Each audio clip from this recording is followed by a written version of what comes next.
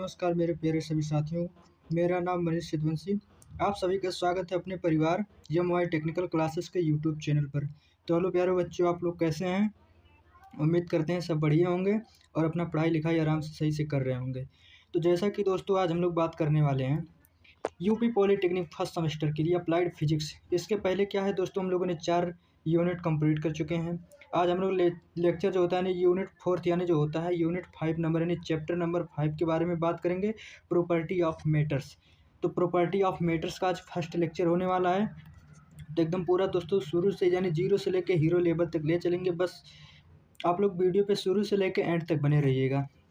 अगर आप चैनल पर नए हैं तो प्लीज़ चैनल को सब्सक्राइब कर लीजिए और बेल आइकन का बटन ज़रूर दबाइएगा, जिससे कि हमारा आने वाला नया नेक्स्ट वीडियो का नोटिफिकेशन आप तक तुरंत पहुंचे और आपकी तरह तैयारी बढ़िया से हो जाए। ठीक है दोस्त, तो बिना देरी किए हुए चलिए वीडियो को स्टार्ट करते हैं। तो चैप्टर 5 हम लोगों का जो है प्रॉपर्टी ऑफ मैटर, तो यानी ये जो होता है ऑल ब्रांचेज के लिए कॉमन होता है दोस्तों। तो चलिए अब chapter number 5 property of matters का थोड़ा सिलेबस के बारे में डिस्कशन कर लेते हैं, कौन कौन सा हम लोग को सिलेबस डिस्कशन करना है। तो ठीक है दोस्तों, यानी प्रॉपर्टी ऑफ मैटर दोस्तों टोटल जो होता है 12 क्लास होता है। ठीक है, इसमें जो हम लोग फर्स्ट पढ़ेंगे यानी इलास्टिसिटी जो होता है, elasticity definition of stress and जो होता है स्ट्रेन जो होता है डिफरेंट टाइप्स ऑफ मॉड्यूल्स जो होता है ऑफ इलास्टोसिटी और हुक्स लॉ एंड जो होता है signification of stress and strain curve पढ़ेंगे। ठीक है, उसके बाद अगला टॉपिक जो हम लोग पढ़ेंगे दोस्तों सेकेंड टॉपिक में, इसमें दोस्तों पढ़ेंगे pressure definition. It is unit atmospheric pressure gauge and जो होता है एब्सोल्यूट प्रेशर एंड जो होता है फ्रंट एंड जो होता है बोरोमीटर एंड जो होता है एप्लीकेशन देखेंगे। ठीक है, उसके बाद 5.3 में जो देखेंगे सरफेस टेंशन देखेंगे, concept it is unit angle of contact जो होता है एडिशन एंड जो होता है दोस्तों कैपिलरी ट्यूब भी देखेंगे। ठीक है, उसके बाद दोस्तों इसमें जो होता है फार्मूला, उसके बाद देखेंगे एप्लीकेशन सरफेस टेंशन इफेक्ट जो होता है टेम्परेचर, उसके बाद एंड जो होता है इम्प्रोविटी ऑन सरफेस टेंशन देखेंगे। फिर अगले में देखेंगे वेलोसिटी जो होता है सॉरी विस्कोसिटी जो होता है विस्कोसिटी एंड जो होता है कोफिशिएंट ऑफ जो होता है विस्कोसिटी। इसमें इसका जो होता है थर्मल जो होता है वेलोसिटी एंड जो होता है स्टोक्स लॉ ऑफ इफेक्ट देखेंगे। उसके बाद दोस्तों टेम्परेचर एंड जो होता है viscosity application of hydraulic system भी देखेंगे। उसके बाद पांचवा देखेंगे जो लास्ट टॉपिक पढ़ेंगे, इसमें पढ़ेंगे कंसेप्ट ऑफ फ्लूइड मोशन पढ़ेंगे, स्ट्रेस लाइन पढ़ेंगे, turbulent flow and Reynold number. उसके बाद equation Reynold number equation and जो होता है क्वांटिटी जो होता है बर्नौली थ्योरम मोस्ट इंपॉर्टेंट है दोस्तों। सब एक एक करके पूरे डिटेल में बात करेंगे। तो चलिए बिना देरी किए हुए वीडियो को स्टार्ट करते हैं। तो सबसे पहले हम लोग जान इंग्लिश में भी आप लोग देख लीजिएगा दोस्तों, जैसे डिफाइंड इलास्टिसिटी ये सब होता है। ठीक है,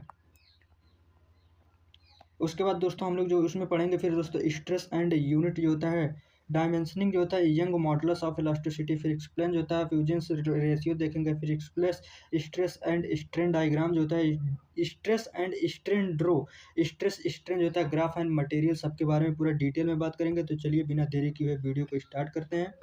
तो आप लोग हेडिंग उम्मीद करता हूँ कि आप लोग कॉपी और पेन लेके जरूर बैठे होंगे। तो दोस्तों आप लोग फर्स्ट हेडिंग डालेंगे कि यानी प्रतिआस्था यानी इलास्टोसिटी क्या होता है, यानी प्रतिआस्था क्या होता है। तो प्रतिआस्था जो होता है दोस्तों यानी पदार्थों का वह गुण होता है जिसके कारण उस पर बाह्य बल यानी पदार्थों का वह गुण जिसके कारण उस पर बाह्य बल लगाने पर उसमें जो होता है वृद्धि, उसमें जो होता है कोई बाहर से फोर्स लगाने पर उसमें वृद्धि हो जाती है या हटाने पर जो होता है वो अपनी मूल अवस्था में आ जाता है। तो उसी को हम लोग इलास्टिसिटी कहते हैं। जैसे कि दोस्तों ये कोई बॉडी है, ठीक है, अगर इस बॉडी पे हम लोग अगर फोर्स लगा के इस बॉडी में थोड़ा डिफेशन कर लेते हैं, इसमें जो थोड़ा जो होता है डिफॉर्मेशन हो जाता है। ठीक है, यानी पहले बॉडी स्थित थी तो इसमें जो होता है हम लोग थोड़ा जो होता है इसमें जो होता है दोस्तों थोड़ा फोर्स लगाकर इसको जो होता है बॉडी को खींच कर दोस्तों इतना कर दिया था। ठीक है, तो यानी इसका जो पहले वाला डायमेंशन समझ लीजिए डेल्टा था, इसका जो होता है डेल्टा डी हो जाएगा ना। तो इसी को कहते हैं यानी जब किसी बॉडी पर जो होता है बाह्य फोर्स लगाकर उसमें हम लोग बाह्य फोर्स लगाकर जो होता है जब इसको हम लोग खींचेंगे और उसके बाद जब फोर्स यानी जब फोर्स लगाकर जब इसको हम लोग खींचेंगे तो इसकी स्ट्रेस जो होता है बढ़ जाएगी। ठीक है, इसकी जो होता है लेंथ बढ़ जाएगी। ठीक है, और जब फोर्स छोड़ेंगे फोर्स हटाएंगे तो ये अपनी अवस्था में पुनः वापस चली जाती है। इसी को हम लोग इलास्टिसिटी यानी प्रतिआस्था कहते हैं। ठीक है, तो प्रतिआस्था क्या होता है? प्रतिआस्था दोस्तों पदार्थों का वह गुण होता है जिसके कारण यानी पदार्थों का वह गुण जिसके कारण उस पर बाह्य बल जो होता है बाह्य बल लगाने पर उसमें जो होता है विकृति आ जाती है और बल हटाने पर जो होता है वह पुनः अपनी स्थिति पर आ जाती है। उसी को हम लोग प्रतिआस्था या इलास्टिसिटी कहते हैं। इंग्लिश में इसका डिफिनेशन देख लेते हैं। द प्रॉपर्टी जो होता है the property of substance due to which of gets जो होता है डिफॉर्म्ड जो होता है, डिफॉर्म एक्सटर्नल फोर्स, यानी किसी बॉडी पर जो होता है हम लोग फोर्स लगाकर उसकी बॉडी में डिफॉर्मेशन कर देते हैं, फोर्स यानी इज अप्लाइड ऑन द जो होता है, बट रिटर्न्स इट इज जो होता है ऑर्गेनाइज जो होता है ओरिजिनल स्टेट जो होता है, फोर्स इज रिमूव। यानी फोर्स जब किसी बॉडी पर, जैसे कोई बॉडी है, इस पर हम लोग फोर्स लगाकर इसकी बॉडी में डिफॉर्मेशन कर देते हैं, जब फोर्स हटाते हैं तो ये अपनी अवस्था पर पुनः चला जाता है। जैसे कि इसका एग्जाम्पल ले लेते हैं दोस्तों, रबड़ हो गया, ठीक है। रबड़ को पहले हम लोग खींचते हैं, फिर उसके बाद जब उससे फोर्स हटाते हैं, छोड़ देते हैं, फिर से अपनी अवस्था में चला जाता है, ठीक है। स्प्रिंग भी इसका एग्जाम्पल ले सकते हैं। अगला टॉपिक जो हम लोग पढ़ेंगे दोस्तों, ये भी मोस्ट इंपॉर्टेंट है। अगला जो है यानी प्रतिबल क्या होता है, यानी स्ट्रेस क्या होता है। स्ट्रेस भी दोस्तों आपका मोस्ट इंपॉर्टेंट होता है कि स्ट्रेस क्या होता है, स्ट्रेस क्या होता है, ठीक है। इसके बाद दोस्तों हम लोग बात करते हैं यानी प्रतिबल क्या होता है। तो प्रतिबल जो होता है दोस्तों, प्रतिबल जो होता है, जैसे इस प्रतिबल को इंग्लिश में कहते हैं स्ट्रेस, ठीक है। इसे जो होता है दोस्तों सिग्मा से प्रदर्शित करते हैं, ठीक है। प्रतिबल बराबर क्या होता है दोस्तों, जैसे कि कोई बॉडी है, ठीक है। इस बॉडी में दोस्तों अगर हम लोग बाह्य बल लगाकर जो अगर इसको जो आधे आधे पार्ट में जो तोड़ते हैं, जैसे इधर से फोर्स लगाएंगे, एक इधर से जब फोर्स लगाएंगे, ठीक है, तो इसमें जो था बॉडी जो था जब टूट जाती है तो इसके बीच का जो अट्रैक्शन फोर्स होता है, इसी को हम लोग कहते हैं यानी जो था स्ट्रेस। यानी जो था जैसे किसी बॉडी को खींचना, ठीक है। जैसे ऐसे कोई बॉडी है, जैसे कोई बॉडी, इसको हम इधर से फोर्स लगा के खींचते हैं, इधर से फोर्स लगा के खींचते हैं, तो क्या करेगा, कुछ समय बाद दोस्तों यहीं से आधा आधा टूट जाएगा, ठीक है। तो आधा आधा जब टूट जाता है तो इसका जो अट्रैक्शन फोर्स होता है और इसका जो होता है अट्रैक्शन फोर्स होता है, ठीक है। इसी को हम लोग कहते हैं अट्रैक्शन अब जो होता है, इसी को कहते हैं प्रतिबल यानी स्ट्रेस।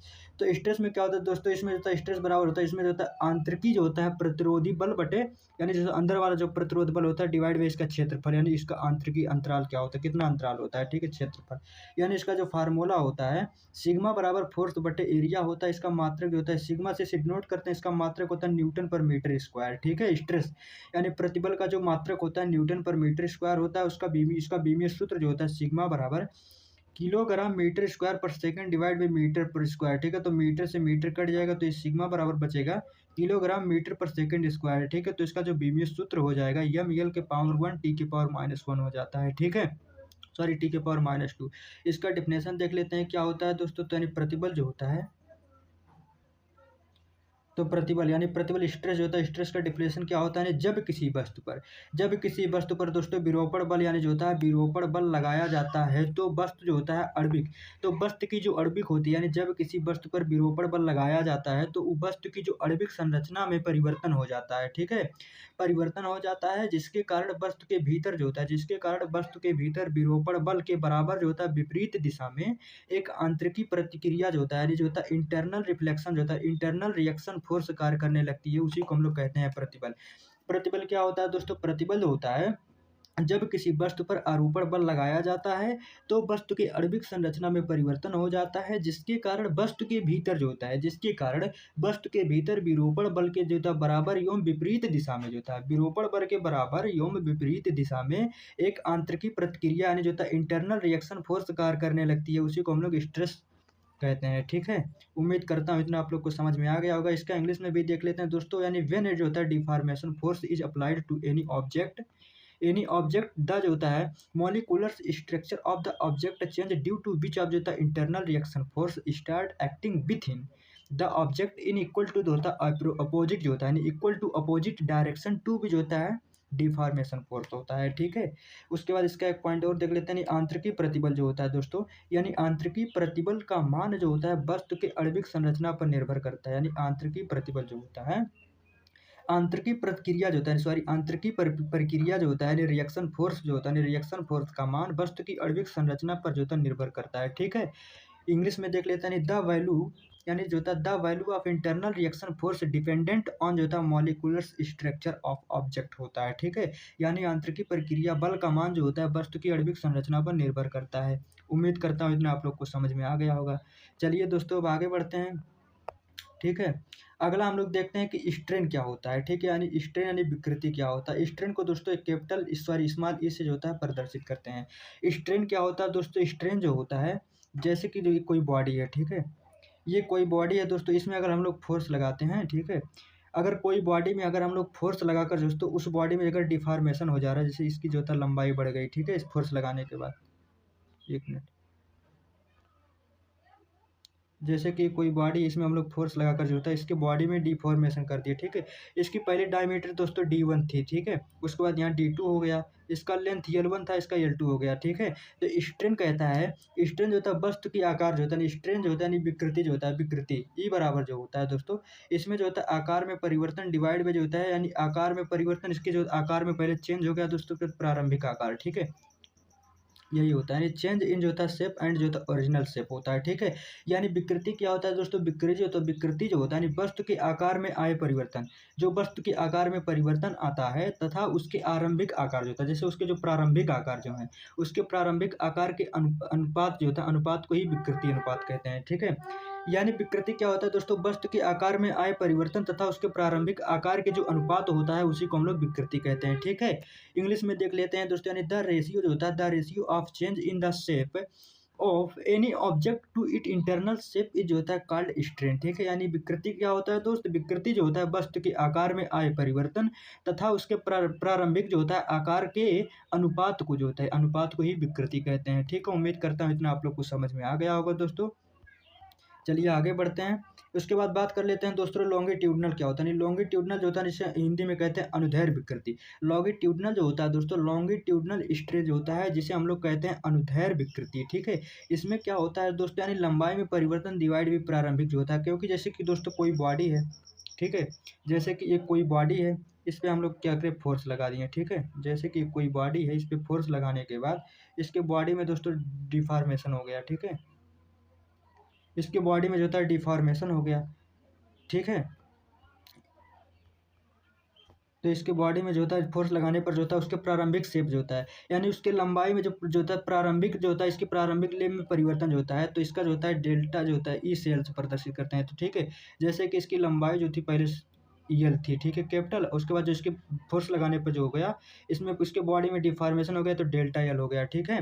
तो इसी को जिससे जो होता है ईएल से डिनोट करते हैं, यानी लॉन्गिट्यूडनल स्ट्रेस यानी अनुदैर्घ्य तरंग को ईएल से प्रदर्शित करते हैं। तो इसमें दोस्तों क्या होता है, इसका फार्मूला जो होता है लंबाई में परिवर्तन, लंबाई में परिवर्तन यानी change in length divide by प्रारंभिक लंबाई यानी ओरिजिनल लेंथ होता है, ठीक है। इसका फार्मूला मोस्ट इंपॉर्टेंट है, आप लोग नोट कर लीजिएगा दोस्तों। ईएल बराबर दोस्तों, यानी डेल्टा एल का मतलब होता है दोस्तों चेंज, चेंज इन लेंथ, ठीक है। यानी डेल्टा एल मतलब जो होता है प्रारंभ में जो होता है लंबाई में परिवर्तन, और एल जो होता है प्रारंभिक लंबाई होता है, ठीक है। उम्मीद करता हूँ इतना आप लोग को समझ में आ गया होगा। आगे बात करते हैं दोस्तों, सेकंड नंबर पे बात करते हैं लेटरल स्ट्रेन क्या होता है। लेटरल मतलब होता है हिंदी में इसे पार्श्व विकृति कहते हैं। पार्श्व विकृति क्या होता है दोस्तों, इसमें पार्श्व विकृति जो होता है दोस्तों में, इसमें क्या होता है दोस्तों, उसमें जो होता है लंबाई का परिवर्तन होता था दोस्तों, इसमें जो होता है इसकी जो होता है लंबाई का जो होता है इसकी चौड़ाई की जो होता है इसमें परिवर्तन होता है, क्योंकि दोस्तों पहले इसका जैसे डाया जो था दोस्तों, इसका डाया डी था, ठीक है। इसमें हम लोग क्या किया जो था बाय फोर्स लगाकर दोस्तों इसके बॉडी में जो है डिफॉर्मेशन हो गया, ठीक है। तो इसकी बॉडी का जो होता है इसकी जो होता है डायमीटर जो होता है डेल्टा टी हो जाता है, ठीक है। यानी प्रारंभिक जो होता है लेटरल स्ट्रेन क्या होता है, इसे दोस्तों ईसी से प्रदर्शित करते हैं, ठीक है। तो इसमें जो होता है व्यास में परिवर्तन यानी जो होता है लेंथ चेंज इन जो होता है डायमीटर जो होता है change in diameter divide by जो होता है ओरिजिनल डायमीटर होता है, ठीक है। यानी जो ये पहले वाली थी ओरिजिनल फोर्स लगाने के बाद जो चेंज हो गया, यानी व्यास में परिवर्तन डिवाइड बाय प्रारंभिक व्यास होता है। इसका जो फार्मूला ये आप लोग जरूर नोट कर लीजिएगा दोस्तों। इसी बराबर जो होता है दोस्तों डेल्टा टी, यानी जो होता है डेल्टा टी का मतलब होता है दोस्तों इसमें चेंज इन डायमीटर होता है, और ये जो होता है डी होता है ये डायमीटर होता है, ठीक है। यानी इंटरनल जो होता है इनर्शियल जो होता है इंटरनल डायमीटर होता है, ठीक है, प्रारंभिक व्यास। उम्मीद करता हूँ इतना आप लोग को समझ में आ गया होगा दोस्तों। अगर अभी तक वीडियो को अपने दोस्तों के पास शेयर नहीं किए तो प्लीज़ वीडियो को शेयर करिए और लाइक करिएगा दोस्तों। तो चलिए अब आगे बढ़ते हैं। अगला बात करते हैं दोस्तों पॉइजन अनुपात क्या होता है। दोस्तों मोस्ट इंपॉर्टेंट है आपके एग्जाम के पॉइंट ऑफ व्यू से जो होता है पॉइजन और रेशियो जो होता है दोस्तों, इसे दोस्तों म्यू से प्रदर्शित करते हैं, ठीक है। म्यू से प्रदर्शित करते हैं। म्यू बराबर क्या होता है दोस्तों, इसमें जो होता है lateral strain divide by longitudinal. इसमें क्या होता है दोस्तों पार्श्व विकृति और अनुदैर्घ्य विकृति के जो होता है प्रोफेशनल होता है, ठीक है। उसी को हम लोग पॉइजन रेशियो कहते हैं, ठीक है। पॉइजन रेशियो क्या होता है दोस्तों, पॉइजन रेशियो जो होता है इसे म्यू से प्रदर्शित करते हैं। इसे जो होता है पार्श्व विकृति अपान जो होता है अनुदैर्घ्य विकृति के जो होता है प्रोफेशनल होता है, ठीक है। उम्मीद करता हूँ इतना आप लोग को समझ में आ गया होगा। चलिए अब आगे बढ़ते हैं दोस्तों, यानी इलास्टोसिटी क्या होता है दोस्तों, यानी जो होता है प्रत्यास्था सीमा क्या होता है, मोस्ट इंपॉर्टेंट होता है दोस्तों। यानी इलास्टिक लिमिट, इलास्टिक लिमिट क्या होता है दोस्तों, मोस्ट इंपॉर्टेंट है आपके एग्जाम के पॉइंट ऑफ व्यू से कि इलास्टिक जो होता है लिमिट क्या होता है।